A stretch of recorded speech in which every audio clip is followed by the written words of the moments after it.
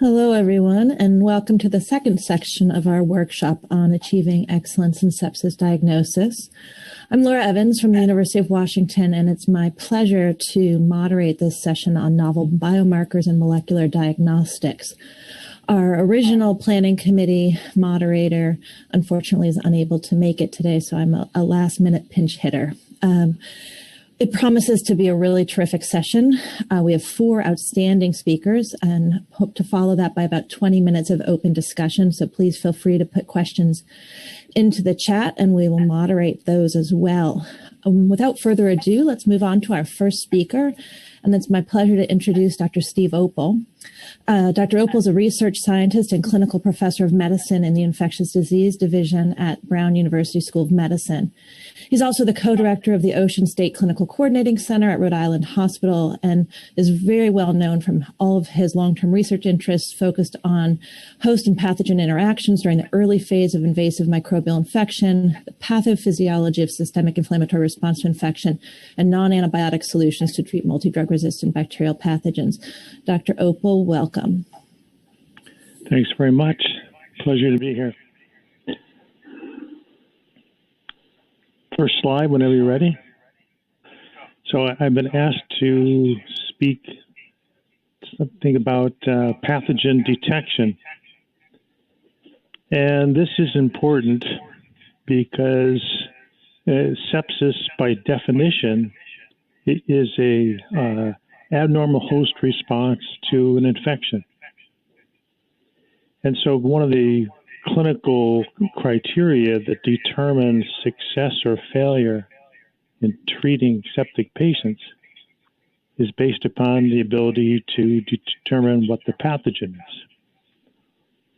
And we've had a hard time with this for a long time. And if we could have the next slide, please. So if you think about it, we are dependent on the technology available to us as a clinician to figure out what's going on with the patient as quickly as possible. And if you have the same experience that I've had, when you go to the microbiology lab, the hospital, and say, well, we've got a very sick patient and we need a diagnosis right away, they'll say, yeah, come back in 48 to 72 hours and we'll tell you what's wrong with the patient. And of course, in septic shock, most patients who are going to die of septic shock will do so within that period of time where you're waiting for the microbiology to get back, which is not something you'd like to see happen. But in point of fact, we're using technology that has been with us since the 1880s. I'm talking about the Petri dish. It was a great discovery 120 years ago, but it's still our primary diagnostic maneuver in the laboratory, microbiology laboratory, which is terrible, actually. And the good news is that's changing. Next slide, please.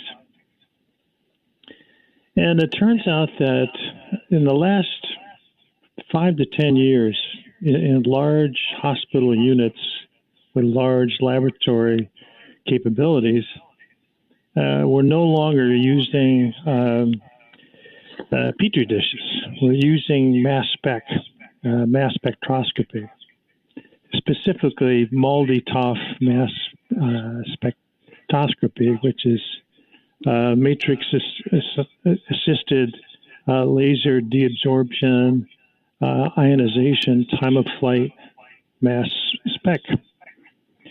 And it's a very impressive piece of equipment, and it does remarkable work. And it basically calculates the charge at time and size ratio of particles that are released from the cell wall of bacteria or fungi, and then are read using an algorithm based upon existing databases that will give you a diagnosis of the organism within about 5 minutes of running the assay, which takes a very short period of time. So now you can come up with a highly accurate genus and species level determination of what the pathogen is, which is fantastic compared to what we've been used to in the past. Next slide, please. This is what the mass spec looks. It's a rather imposing structure that gets people's attention when they walk in a micro lab, because they're expecting a bunch of Petri dishes, but instead they get the mass spec. So this has been put into our diagnostic algorithms now for several years, and it's been great. So I would strongly recommend, if your hospital doesn't have a mass spec, they should get one, and it's worth the money. The outlay is about $200,000, but it takes pennies to run it on a daily basis. So that's one big change. Next slide, please. The other big hope is that we can come up with a rapid technique for determining susceptibility to antimicrobial agents. And this is really the major issue that we're facing right now. And that is that we don't have a very efficient, widely available, rapid detection system to determine resistance or susceptibility to pathogens.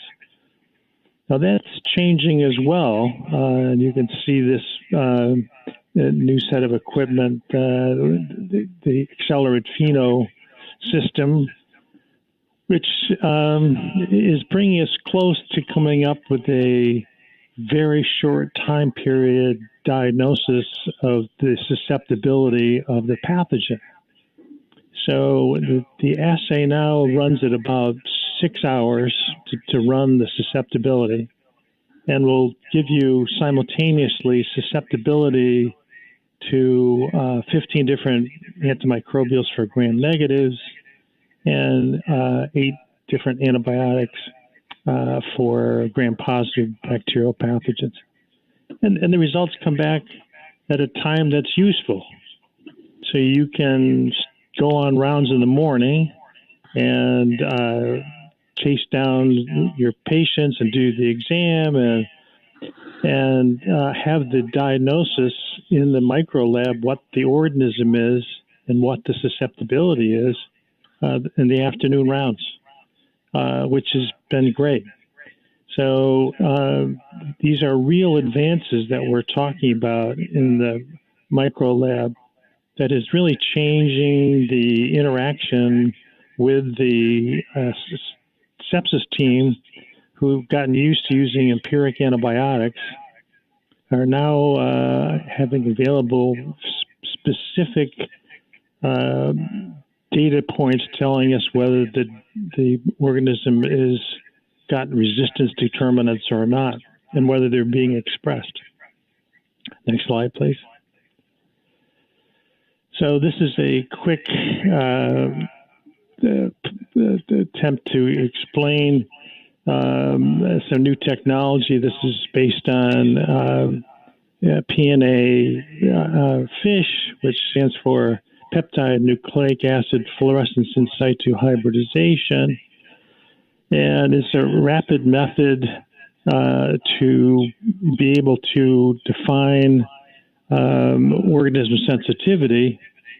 And the way that's done is seen on this slide, where samples are added to a broth system and then undergo time-lapse photography of each colony and see how fast it grows and when it stops growing and starts dying. So, for example, this is minimum inventory concentration for a piperacillin tazobactam treatment of E. coli for one of the patients. And the question is going to be treated successfully by such antibiotic or not. And you can tell in the figure that's associated with here that the difference in the splay of growth characteristics in the susceptible organism, whereas the resistant organism just goes right on through, like there's no antibiotic in the solution at all. So this organism would be highly resistant, whereas this example, this was a susceptible organism that would be easy to treat. So things are changing in the micro lab, which is pretty exciting. Next slide, please. And I think that, could I have the next slide, please? Thank you. The real prize we're looking for is rapid diagnostics of susceptibilities patterns, because we need to have better drugs, and we need to have foreknowledge before we use them, whether the drug's going to be active or not. And this is now within our grasp, which is very exciting, I think. And I say this because we need to have knowledge of what the organism is and what the susceptibility is like, so we can treat the patient and still use antibiotic stewardship. So this is my last slide, and I'll just talk about what the future looks like. And one of the major challenges we face is going to be antibiotic resistance. I mean, it's already a huge problem. It's getting worse, and we don't have a whole lot of solutions for the problem. This is a paper that the World Health Organization supported of making predictions 30 years in the future from now, what is going to look like as far as susceptibility.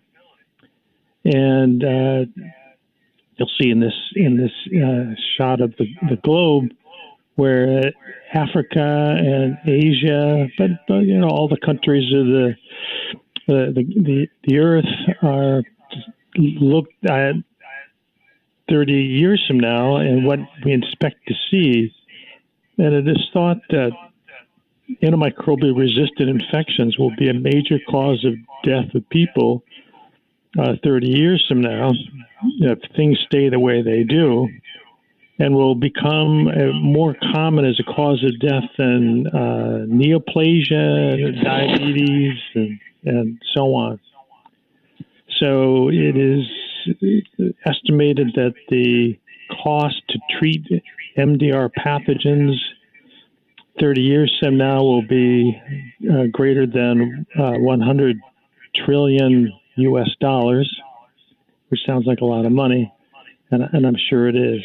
And in order to avoid this, we start needing to use the micro lab carefully and use the data to maintain antibiotic stewardship, so we'll have antibiotics around for hopefully at least another 50 or so years. So with that, I'll stop, and thanks for your attention.